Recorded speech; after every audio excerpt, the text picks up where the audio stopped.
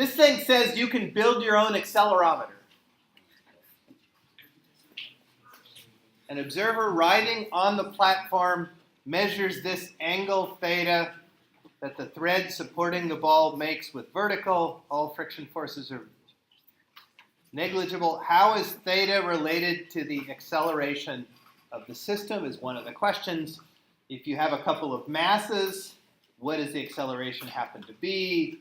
If you could change m1 and m2, what would be the largest possible angle you could get? What should we use?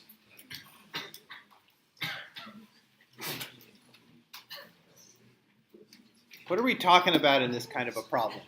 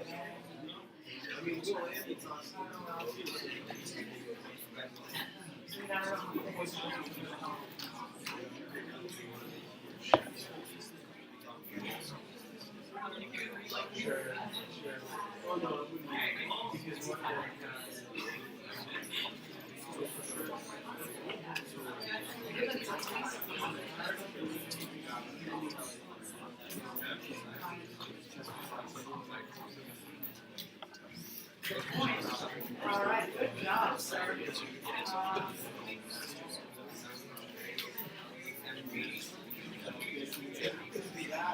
Another 10 or 15 seconds? What do you need here?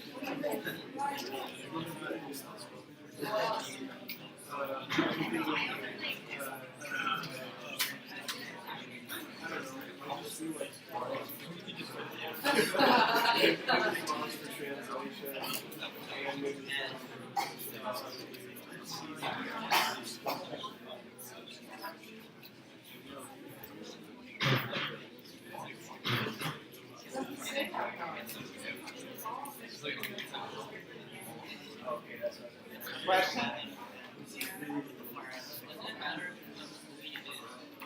Sorry, I can't hear.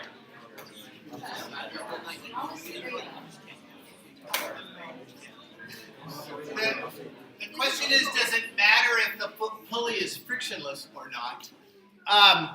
It says all friction forces are negligible. It does matter for your answer. In fact, if the pulley has friction, if there's friction in the pulley, then there's going to be a torque, and then you're going to need to know the mass of the pulley so you can get the rotational inertia. A whole lot of things suddenly get added in if the pulley becomes important in any way. So it would matter, but this says friction forces are negligible. Last chance.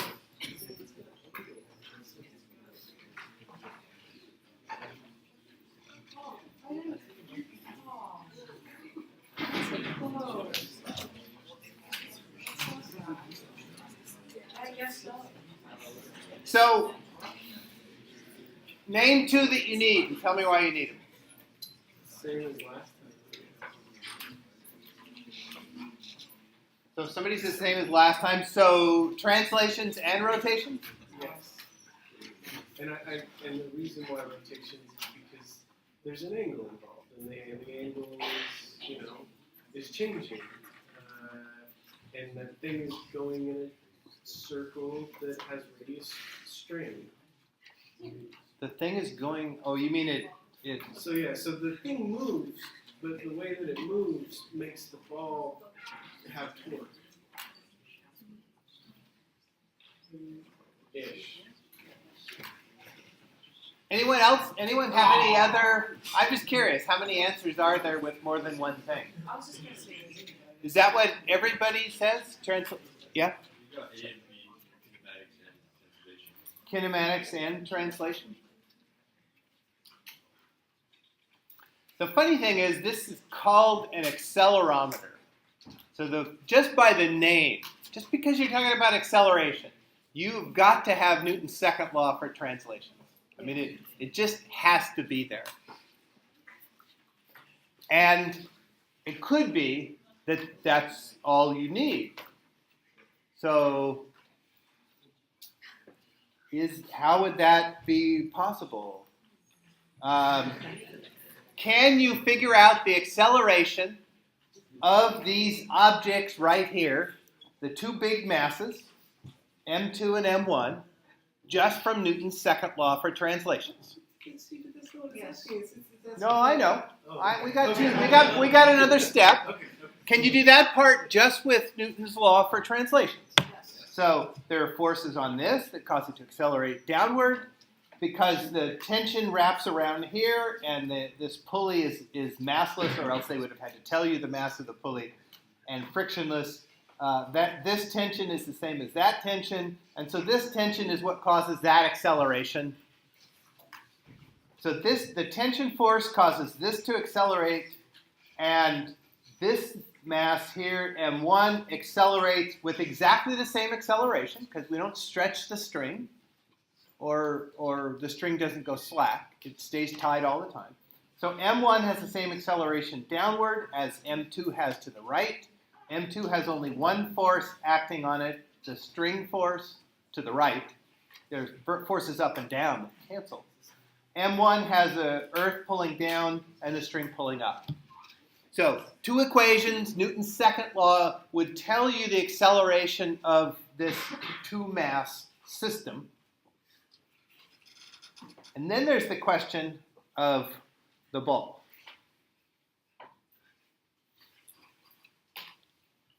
Can Newton's second law tell you about how theta is related to the acceleration of the ball?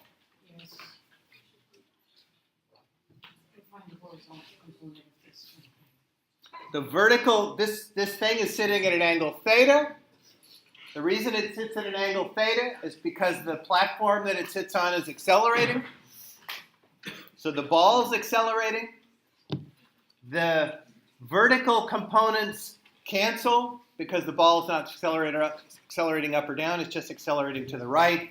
And as I heard right here, the horizontal component of the tension force by that string up here holding it on is the force, that component is the force that's accelerating that little ball to the right. Huh. So they don't tell you the mass of the ball. Does it matter? No. The downward force is mg. The vertical part of the tension force, because it has to cancel, is also mg. And so this horizontal force of the tension force, yeah, that's the angle theta. The horizontal force just depends on m and g and theta in some way, the horizontal component. And so the acceleration, well, because there's an m in the horizontal component of the force, the m's will cancel, and the acceleration is just going to depend on g and that angle in some way. Sine of the angle or tangent or whatever it works out to be. It turns out all you need is Newton's second law for translations. You just have to do it 3 different times to get an acceleration of each piece. Could you be more efficient with rotation? Because you can. There's really nothing that's rotating. M is moving straight down. M2 is moving to the right, and this little ball right here is accelerating directly to the right.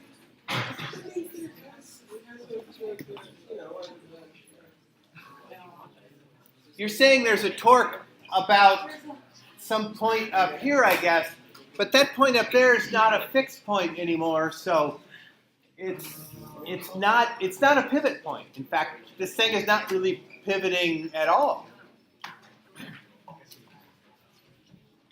It's not about to do this. Because the whole thing's accelerating, that ball is doing this the whole time. It sits at that angle the whole time. As long as the acceleration is constant, that angle is constant. Because this component of that tension force is constant if the acceleration is constant. I mean, you know more than me. Like Well, I think I told you enough just from Newton's second law of translational motion that would do it. You could say there's a lot of parts of what you could solve using energy conservation or something, but it doesn't ask for any of those things you can get from energy conservation. It asks about accelerations directly. So it is asking you to deal with Newton's second law, one way or another.